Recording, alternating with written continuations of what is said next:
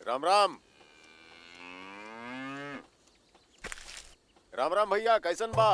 अरे राम राम भैया, का हाल चाल बानी? ठीक बा। जय हिंद सर। जय हिंद। क्या बात है सर, आपने हमें इतना शीघ्र मिलने के लिए क्यों बुलाया? हमें तो लगा था कि आप निश्चिंत होंगे, ये जानकर कि हम महिपाल सिंह से मिलने जा रहे हैं। अनुभव, 16 तारीख तक बहुत देर हो जाएगी। इंटेलिजेंस की पक्की रिपोर्ट है, ये लोग 10 दिन के अंदर ही, यानी कि 10 तारीख से पहले पहले कुछ बड़ा करने वाले हैं।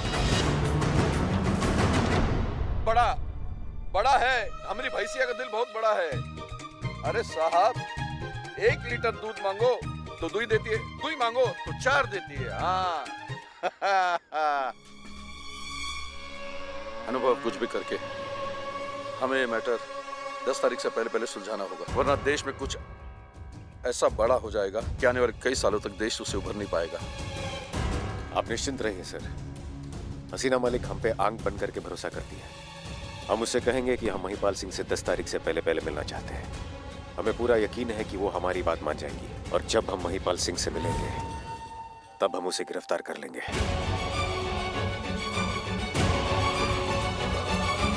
और अगर आवश्यकता होगी तो उसे मृत्यु से भेंट भी हम ही करवाएंगे।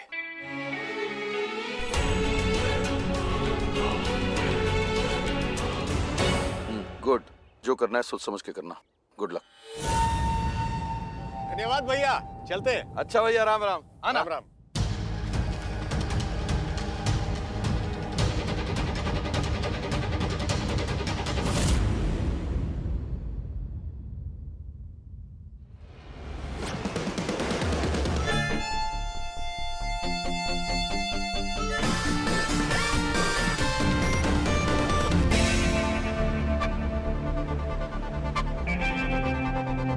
हसीना जी, आप यहाँ क्या कर रही हैं? हम कहाँ कुछ कर रहे हैं, हम तो बस देख रहे हैं। मतलब? वही तो आपसे जानने आए हैं। लेकिन हसीना जी, आपको कैसे ज्ञात हुआ कि हम यहाँ आए? ठीक उसी तरह जिस तरह आपको ये ज्ञात हुआ कि हम कहाँ हैं, किस लड़के से मिलने जा रहे हैं, फोन पर किससे बात कर रहे हैं, क्यों बात कर रहे हैं। आपने हमारा फोन टैप किया है? नहीं सर, हमारे सीनियर्स जो करते हैं बस हमने उसे फॉलो किया है।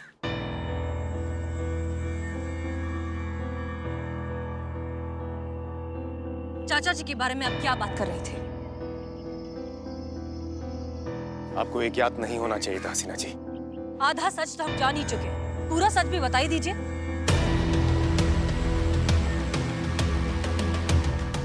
तो फिर सुने सत्या, आपके परम पूजनीय चाचा जी एक आतंकवादी हैं, गद्दार हैं और देश के दुश्मन हैं।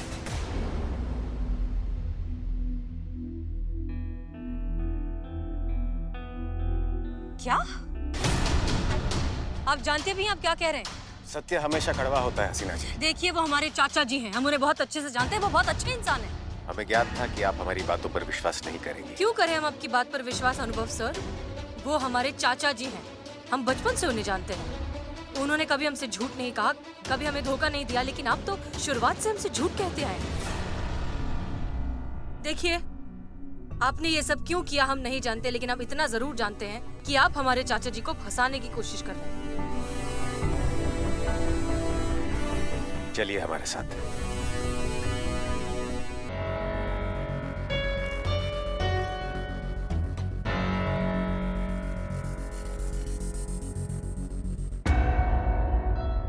आप तो इस यंत्र से परिचित होंगी।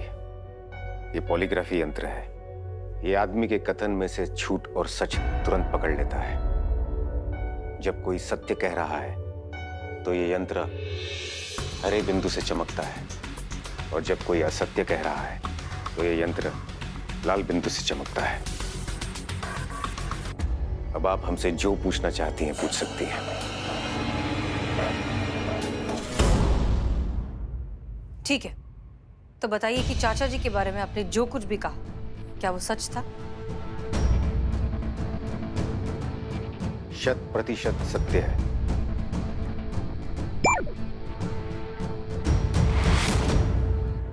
महिपाल सिंह एक आतंकवादी है, और वो लोग एक बहुत बड़े हमले की योजना में है।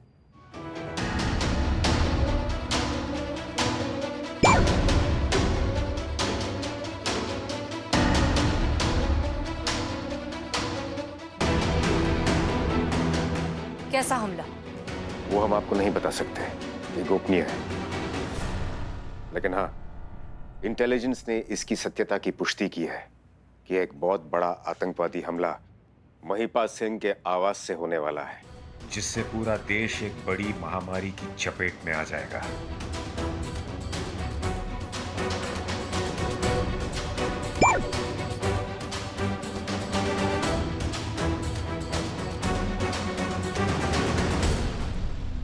चलिए मान लिया कि बहुत बड़ा आतंकवादी हमला होने वाला है, लेकिन चाचा जी का इसमें डायरेक्ट इन्वॉल्वमेंट है।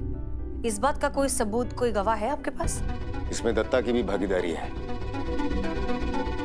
और उसके खिलाफ हमारे पास सबूत भी है। हम दत्ता जी के बारे में नहीं, हम महिपाल चाचा जी के बारे में पूछ रहे हैं। क्या उनके खिलाफ कोई सबूत है? जी नहीं। कानून की नजर में जब तक किसी के गुनहगार होने का सबूत ना मिल जाए, वो निर्दोष होता है। निर्दोष हो या गद्दार, ये तो बाद में कानून तय करेगा, लेकिन सबसे पहले हमें महिपाल सिंह के आवास तक पहुंचना है और आप हमें वहां ले जाएंगे। नहीं तो उनका मिशन सफल हो जाएगा और चारों तरफ बर्बादी होगी।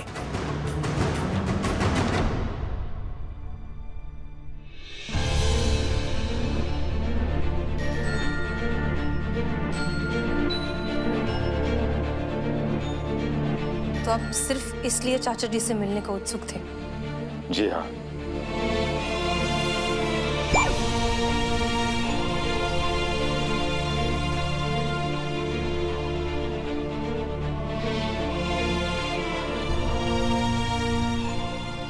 तो आप हमारे करीब सिर्फ उन्हें पकड़ने के लिए आए थे?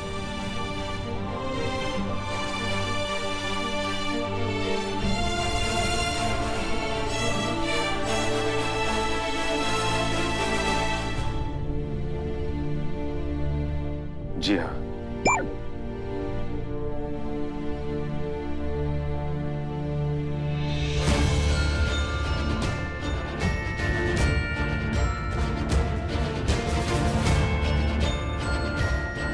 हमारे साथ प्यार, इजहार, शादी, ये सब एक नाटक था इस मिशन के लिए।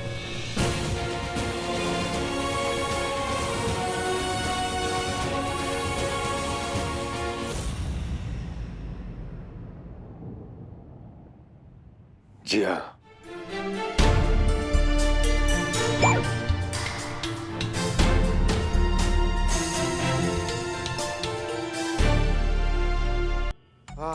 हो गया, पूरा काम हो गया। देखो देखो जॉ लाइन दिख रहा है क्या? गुब्बारा फुला। ब्रो, अब पूरा काम खत्म हो गया। अभी अपने को भूख लगेली है। चलो चलो चलो, पहले तुम ही लोग चलो ना तुम लोग। नहीं, पुलिस फर्स्ट, पुलिस। क्या खाना खाएंगे? जो खाना दिख रहा है ना, वो बच्चा लोग के लिए है। पहले वो लोग खाएगा, फिर हम लोग खाएंगे। अगर बच गया तो बाहर फेंक देंगे, फिर खा लेना तुम दोनों। हम क्या फालतू है क्या? ओ तुम तीनों क्या बकैती चल रही है? खाना मिलेगा, सबको खाना मिलेगा। पहले मैडम सर को तो आने दो।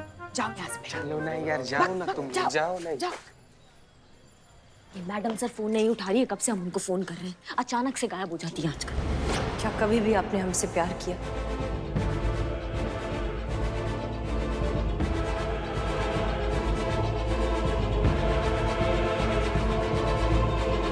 शायद।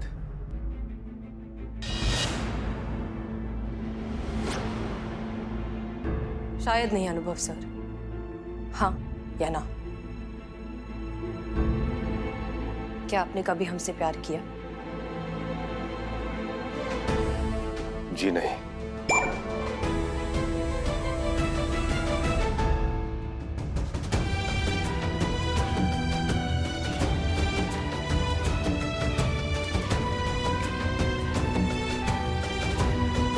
इसका मतलब अब तक जो कुछ भी चल रहा था वो सब झूठ था। बेवकूफ बनाया आपने हमें।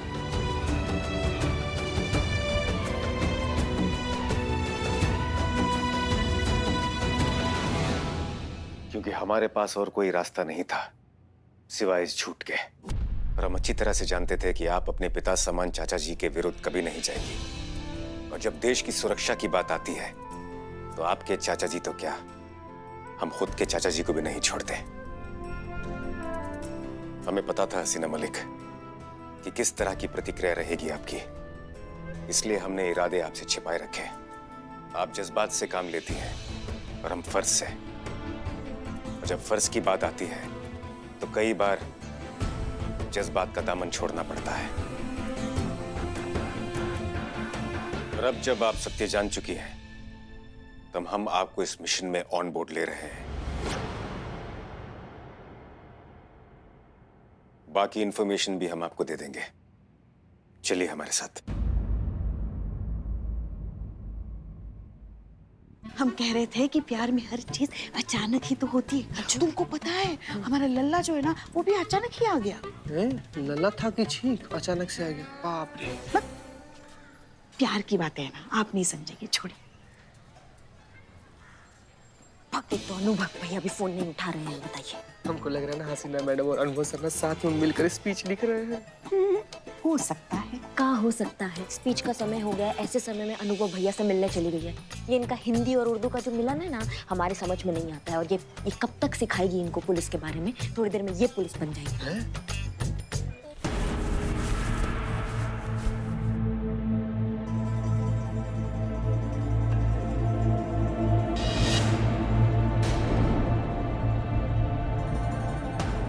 लोग एक जैविक युद्ध कराने की योजना में हैं। उन्होंने एक ऐसे भयानक जनभक्षक वायरस का निर्माण किया है जिसके फैलते ही करोड़ों लोगों की मृत्यु हो सकती है।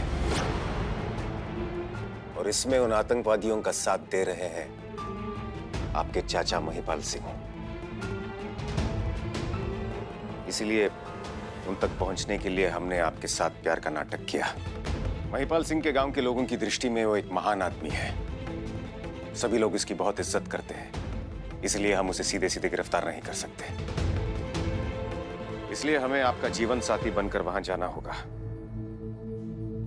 और उसे हिरासत में लेना होगा।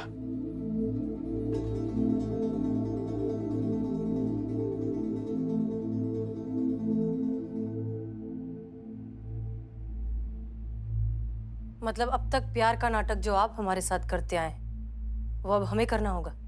जिस तरह आपने हमें धोखा दिया, अब हमें अपने अब्बू समान चाचा जी को धोखा देना होगा। अगर आप इस प्रश्न का उत्तर चाहती हैं तो जी हाँ, हम वही चाहते हैं।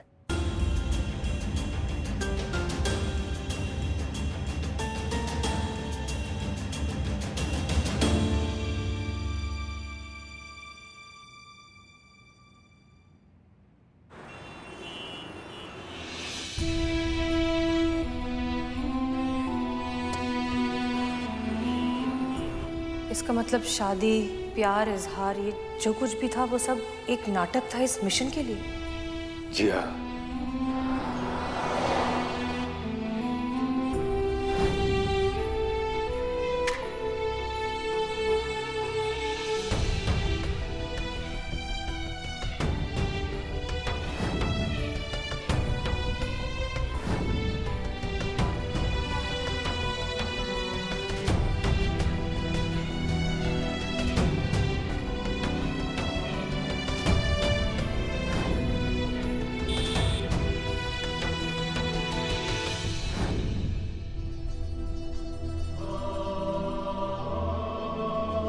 आपको हम पर विश्वास है ना?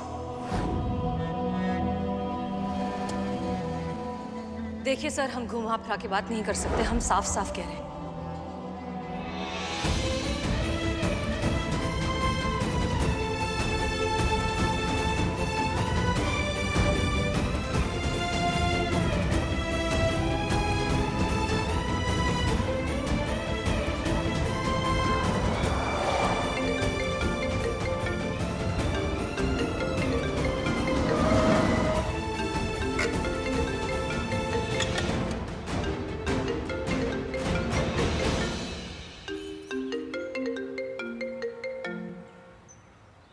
जी करिश्मा सिंह। जय हिंद मैडम सर, आप कहाँ हैं? आप फोन नहीं उठा रही हैं। आप कब से हम आपको फोन कर रहे हैं। हम डीएसपी सर के साथ कुछ जरूरी काम में अटक गए थे।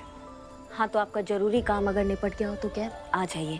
काफी टाइम से स्कूल के बच्चे स्टडी टूर के लिए थाना विजिट करने आए हैं। हाँ, हम बस 10 मिनट में पहुंच रहे हैं। ठीक है मैडम, आ जाइए जल्दी से। जय हिंद। जी।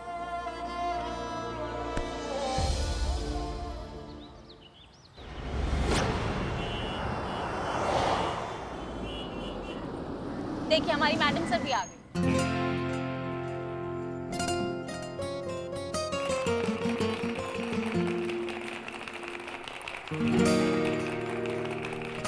जैन मैडम जय सर। मैडम। जय हिंद जय हिंद। बच्चों अब सॉरी हमें आने में थोड़ी सी देर हो गई। प्रोग्राम शुरू करें? हाँ, आपके स्पीच को छोड़कर बाकी सब कुछ बता दिया गया है। थाना दिखा दिया गया है, कानून का महत्वता बता दिया गया है, बस आपका स्पीच बचा है। ठीक है, शुरू करते हैं।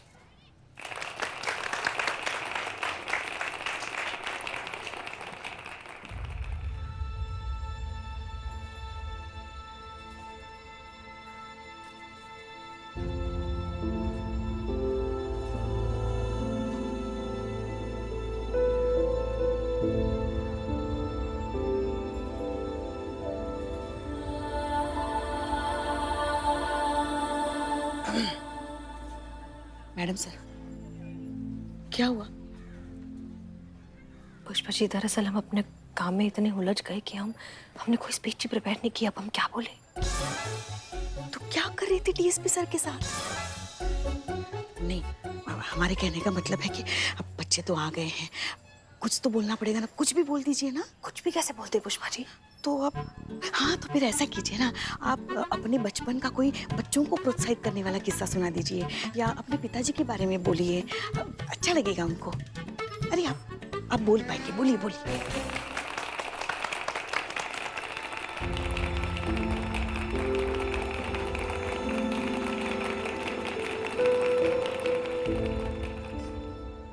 आज हम आपको कोई लंबी सी बोरिंग सी स्पीच नहीं देना चाहते। आज हम आपको अपने अब्बू का एक किस्सा सुनाना चाहते हैं। एक ऐसा किस्सा जो हमें हमेशा जिंदगी भर याद रहेगा। हम बहुत छोटे से थे जबकि ये बात है। हमारे अब्बू एक कांस्टेबल थे और बहुत ही ईमानदार आदमी थे। एक बार उन्होंने एक बहुत ही रईस इंसान की गाड़ी रोकी क्योंकि वो ट्रैफिक के रूल्स तोड़ रहा था। उससे उसका लाइसेंस मांगा चालान बनाने के लिए। उस आदमी ने मना कर दिया और बदले में उसने हमारे अब्बू को 500 रुपए देने की कोशिश की रिश्वत में। अब्बू ने क्या किया? अब्बू ने मना कर दिया। उन्होंने कहा कि हम बहुत ईमानदार हैं और हम रिश्वत नहीं लेते। फिर उस रईस आदमी ने रिश्वत की कीमत बढ़ानी शुरू कर दी। 500 से 1000, 1000 से 2000, 2000 से 5000, करते करते कीमत 10,000 तक पहुंच गई। लेकिन फिर भी हमारे अब्बू ने मना कर दिया। थक हारकर और हैरान होकर उस रईस आदमी ने अब्बू से पूछ ही लिया, आपको नहीं लगता कि इतनी बड़ी कीमत ठुकरा कर आप अपना नुकसान कर रहे हैं? अब्बू ने क्या जवाब दिया?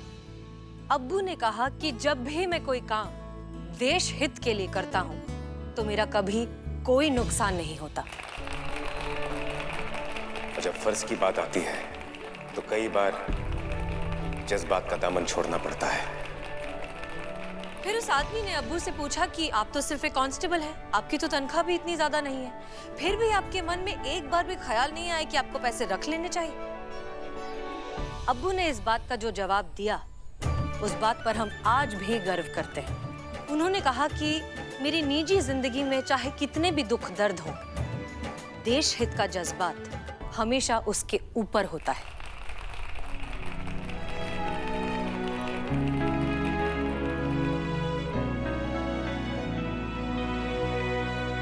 हमारे अब्बू हमसे हमेशा कहा करते थे कि जब भी जिंदगी में कोई भी उलझन सताए, हमेशा खुद से एक सवाल करो कि क्या आप जो करने वाले हो उसमें देश का भला है?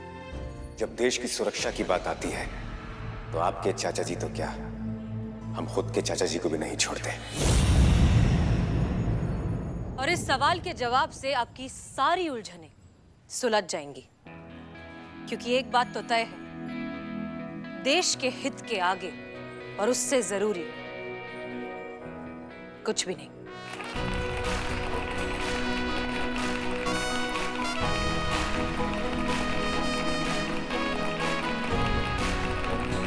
बच्चों, आप सब हमारा भविष्य हैं। आगे चलकर हम नहीं होंगे, आप होंगे। आगे चलकर आप सबको ही हमारे इस देश को संभालना है, संवारना है। इसलिए जिंदगी में जब भी कुछ भी सोचना हो, कुछ भी करना हो, हमेशा याद रखिए, सबसे पहले सबसे आगे अपना देश।